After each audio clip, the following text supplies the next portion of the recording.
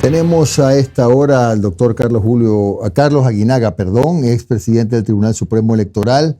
Siempre un gusto contar con su presencia aquí y acudir a su experiencia para un tema que ha sido de gran debate en los últimos días y seguramente lo seguirá siendo por un tiempo más. A ver si dividimos la pantalla, por favor, para conversar con el doctor Aguinaga. ¿Cómo le va, doctor? Sí me escucha, ¿verdad?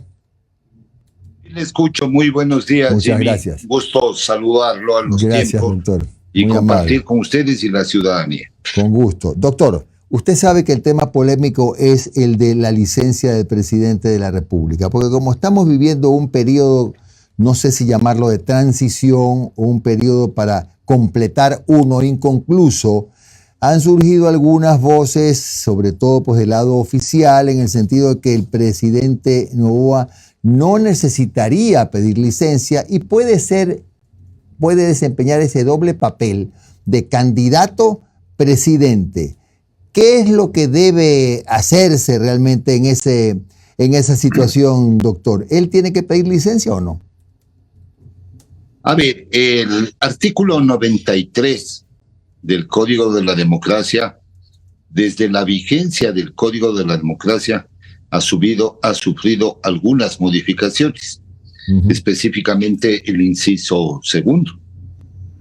Cuando se dictó el 10 de agosto del 2009, que entró en vigencia el Código de la Democracia, establecía que los dignatarios que opten por la reelección al mismo cargo utilizaba el verbo harán uso de licencia sin remuneración. En febrero del 2012, los asambleístas de esa época cambiaron y le pusieron podrán hacer, facultativo. Y el 3 de febrero del 2020 se reforma y se utiliza el verbo deberán. Ya es obligación. Esa es la relación histórica del último periodo del tema de la reelección. Es decir, fue regulada a conveniencia de quien estaba en el poder en esa época. Claro. Y estoy hablando del 2009 al 2024. Entonces, el harán uso fue vigente del 2012 al 2020. Eso trajo una serie de problemas en la participación política electoral. Por ello, en esta reforma del 3 de febrero pusieron deberán. ¿Qué significa eso? Que el verbo es imperativo, es decir, hay que pedir licencia. ¿Qué diferencia también existía con el sistema anterior? El sistema anterior a la vigencia del Código de la Democracia establecía que el uso de licencia se implementaba un día antes de la inscripción de candidaturas. La ley de elecciones anterior. La ley actual, ¿qué dice? Desde el inicio de la campaña electoral, claro. Es decir, desde el 3 de febrero. Les da más de 2 meses de tiempo. Claro, mucho más de 2 meses de tiempo.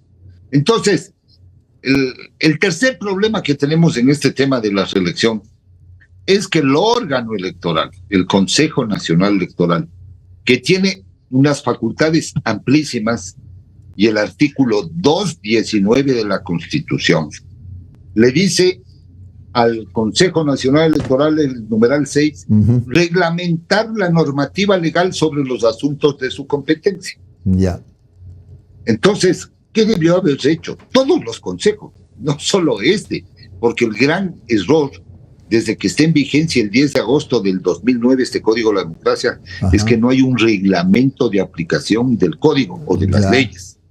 Se han ido dictados reglamentos parciales y no se ha dictado el reglamento sobre el cual se establezcan las condiciones de equidad en la participación política electoral. Correcto. Entonces esto ha sido a conveniencia de las autoridades de turno, se han hecho de la vista gorda, no han regulado. ¿Por qué?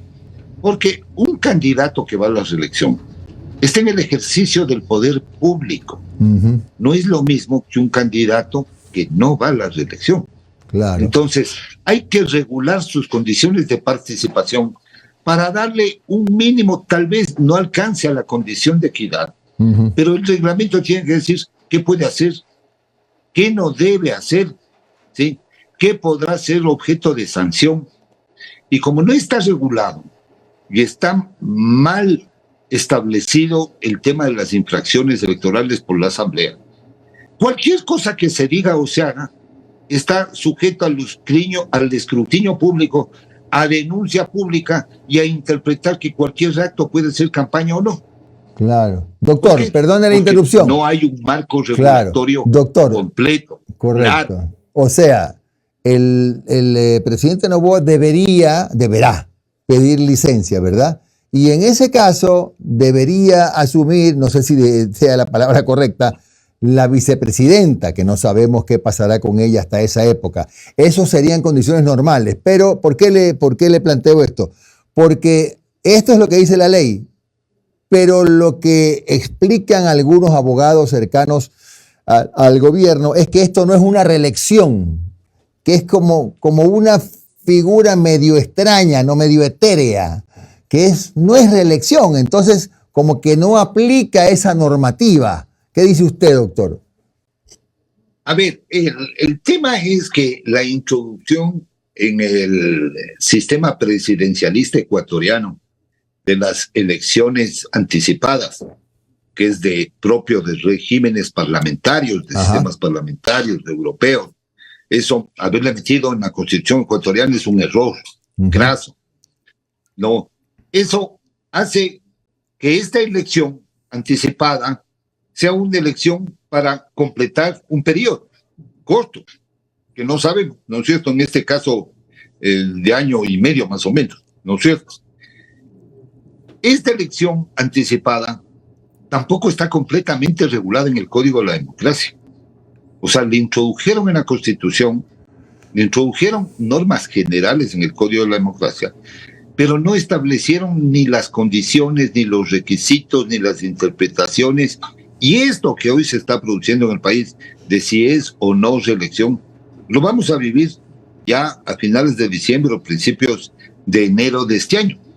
Porque unos van a decir, la reelección es por periodo completo. ¿No es cierto? Y los fallos de la Corte Constitucional hablan de reelección en periodo completo. Y hay un fallo del 2010 en la cual se establece algunas condiciones para no establecer características de reelección. Entonces, esto va a estar en el debate público. Pero aquí el tema no solo es esta condición de elección anticipada, el periodo incompleto, el tema también es las condiciones de equidad en la participación política electoral. No es lo mismo un competidor, ¿no es cierto?, que esté en un cargo público que el que no esté. Ahora, eso puede, si no se reguló, quiere decir que puede hacer todo. Y ya hemos visto mandatarios en el pasado que han abusado, ¿no es cierto?, que hicieron sabatinas hasta el día sábado antes de la elección y no hubo una autoridad electoral que le pare, ¿no es cierto? Entonces, no hay un respeto a la legalidad. En mi criterio, es sano, obviamente, que se acoja a la licencia sin sueldo para participar tranquilamente en el proceso, pero obviamente aquí hay otros ingredientes de carácter político, que es el tema de la posición de la vicepresidenta y los asuntos que son de dominio público que se están debatiendo en el país, el tema de la libertad de Jorge Glass, el tema de una eventual inmunidad a determinados personajes ciudadanos que han hecho ejercicio político y todo eso. Entonces, eso le pone a la sociedad democrática en un veremos, no sabemos qué vamos a hacer. Entonces, no hay seguridad jurídica, tampoco hay estabilidad democrática, no hay respeto a la institucionalidad democrática, porque es un país que tumba presidentes, cambia presidentes de la Asamblea, cambia presidentes de comisiones, cambia presidentes del Consejo de la Judicatura, cambia presidentes del Consejo de Participación Ciudadana y Control Social. Es decir, está sujeto a la inestabilidad política porque las élites políticas y los actores políticos le están llevando a la democracia a este quiebre, que ya es muy peligroso porque yo creo que está en terapia intensiva. Doctor, buenos días. Omar Jaén le saluda. ¿Cómo está? Gracias por su tiempo, doctor. Doctor, usted acaba de decir el deber ser, ¿no? Como dicen en la academia, ¿no? El deber ser. Pero tiene toda la pinta que desde el equipo jurídico de presidencia van a justamente a explotar esos vacíos legales, esos vacíos en el reglamento como para decir, bueno, qué pena, yo quise, pero nada me obliga. Bueno, justamente el no tener regulaciones claras cuando los legisladores van y tratan las famosas reformas al Código de la Democracia sin un conocimiento pleno técnico de la incidencia de cada institución en el proceso de lo que pasó con las circunscripciones electorales. Es diseñado con un efecto que se llama gerrymandering, es decir, para beneficiar una organización política, porque yo no puedo separar distritos de rurales, unos rurales de otros urbanos. Tiene que haber continuidad geográfica, homogeneidad, tiene que haber el mismo tamaño, una distribución equitativa de todos los sectores de la población, todo eso, ¿no es cierto? Entonces, cuando se dice, le pongo este ejemplo, porque este es el ejemplo de algo que no está regulado. O sea, está regulada la selección. Se debe pedir una licencia, es lo correcto. Pero el otro problema que tiene la legislación, y le hago notar, Omar, es que yo ya estoy calificado como candidato, porque ya presento mis candidaturas en el periodo de septiembre-octubre. Ya presento, ya me califican. Yo ya estoy con la credencial calificada. Y llega el 3 de enero y digo, bueno, no voy a hacer uso de la licencia. ¿Sí? No voy a hacer campaña. ¿No es cierto? Okay. No hay norma alguna que me obligue. Exactamente. Ajá. Por eso digo que está mal diseñado. O sea, si me quedo calladito no tengo que renunciar. Este tema. Si me quedo calladito como candidato no tengo por qué pedir licencia. Claro. Entonces, a lo que voy es que cuando regulan una institución tienen que regular todos los aspectos y las alternativas posibles de lo que puede ocurrir, como este caso. Hasta las más disparatadas hay que... Exactamente. Sí. O sea, si pusieron la elección anticipada tenían que haberla incluido expresamente para evitar interpretaciones, porque aquí somos especialistas en interpretarla a nuestro favor. Entonces, yo diría lo ético político es optar por la licencia para participar, pero aquí hay otros ingredientes externos: justicia política, conflicto democrático, intereses, riesgos respecto a las relaciones justicia con los actos políticos. Entonces, eso es lo que nos pone en esta situación muy compleja. Perfecto, doctor. Y para cerrar nuestro diálogo, usted acaba de mencionar sobre la institucionalidad del país. Un país en donde tenemos 3-4 meses un presidente del Consejo de Participación y luego lo cambiamos, 3-4 meses un presidente de la Judicatura y lo cambiamos, 3-4 meses por aquí, 3-4 meses por allá. Y hoy en estos momentos está muy en boga el tema del contencioso electoral, que en estos momentos yo lo considero hasta por encima más poderoso que la propia Corte Constitucional. Porque miren, si amanecen de malas los jueces electorales, mañana nos quedamos sin presidente, sin vicepresidenta, sin alcalde de Guayaquil, sin consejeros de participación ciudadana y control social. Hay de todo. En estos momentos, en los archivos del contencioso electoral, hay causas por todos lados que podrían desbaratar muchos cargos políticos a nivel nacional, desde la cabeza del presidente hasta pasando por alcaldes, consejeros de participación, etc. ¿Es recomendable, es bueno que el contencioso electoral tenga tanto poder o habría que regularlo también? Usted, Omar, ha tocado algo muy sensible y me parece muy acertado su comentario. Y le voy a decir cuándo comenzó esto, de otorgarle estas facultades al Tribunal Contencioso Electoral. cuando en una reforma, más o menos por el 2012, 2014, por ahí mismo, se reforma la Ley Orgánica de Participación Ciudadana y se les da las facultades al contencioso electoral por aspectos formales de destituir a los alcaldes cuando son removidos o a los concejales. Y se convirtió en un instrumento no de justicia, sino un instrumento político de persecución o de negociación para el tema de alcaldes, prefectos, concejales, etc. ¿No es cierto? Ahí comenzó el tema. Después, el 3 de febrero del 2020, los sabios de la Asamblea hicieron una serie de reformas, violencia de género mal regulada, entre otras cosas, y ahí pusieron el blindaje para los miembros de la función electoral.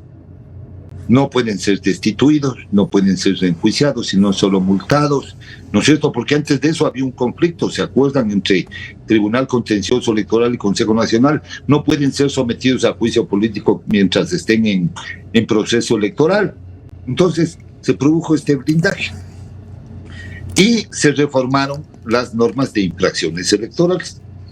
Es un absurdo para mí desde todo punto de vista que, teniendo la Constitución unas causas específicas de destitución del presidente, por una infracción, por salir en el spot, se le juzgue y se le destituya. No, o sea, no tiene ningún sentido común. No hay sentido común, no hay sentido lógico, hermenéutico. Es decir, yo pongo a un órgano que es un cuarto poder, además, y que juzga algún tipo de infracciones y no regula adecuadamente. Vea, estas regulaciones del 3 de febrero del 2020 le están pasando facturas a sus creadores. Le están pasando facturas a los creadores del Código de la Democracia y a quienes han promocionado esta reforma. Y hablo específicamente de la Revolución Ciudadana. Sí, le está pasando factura. Como en el pasado, las otras reformas le pasó factura al Partido Social Cristiano. ¿Por qué? Por utilizar una reforma legal con fines políticos en temas electorales, ¿no? Entonces, hoy, ¿quiénes están sometidos a juzgamiento? Todos aquellos, ¿sí?, que están o tienen una afinidad con la organización política, ¿no? Y que en el pasado utilizaron estos mecanismos. Entonces se revierte la pelotita de los unos contra los otros. Entonces van aprendiendo estas mañas. Y es porque está mal regulado. Y hay que decirles en la cara que han hecho mal las cosas. Gracias, doctor Carlos Aguinaga, expresidente del Tribunal Supremo Electoral. Un buen día, doctor, muy amable. Gracias, Jimmy. Hasta un saludo, luego. Omar. Gracias. Bien.